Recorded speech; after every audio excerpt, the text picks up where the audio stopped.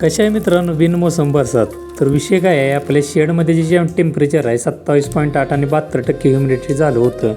त्यामुळेच आपण शेडवर जे आहे पाणी स्प्रिंकलर थ्रू सोडलेलं आहे, जेणेकरून आपल्या शेडमधील जे टेम्परेचर आहे ते मेंटेन होईल आणि आळींना आपल्या वाढीसाठी योग्य ते टेम्परेचर राहील. आळींची साईज बघून घ्या बरं का, नाहीतर नंतर तुम्ही बोलणार ऋषीभाऊ एवढी मोठी आळी शेडमध्ये कधी आली.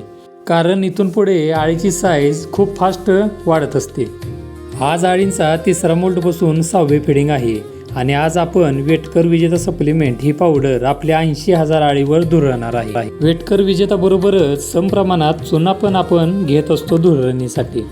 तर दोन्ही आपण प्रॉपर पद्धतीनं समप्रमाणात जोखून घेतलेलं आहे आणि व्यवस्थित मिक्स करून आपल्या आळींच्या संपूर्ण बेडवर व्यवस्थित आपण धुरणी याची करत आहे.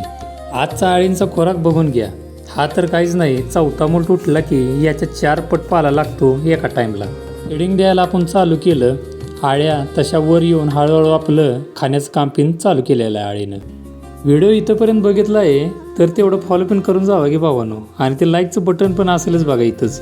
तुम्ही लाईक फॉलो करा. मी जातो पाला काढून घेऊन येतो संध्याकाळच्या फिडिंगला. Bye bye.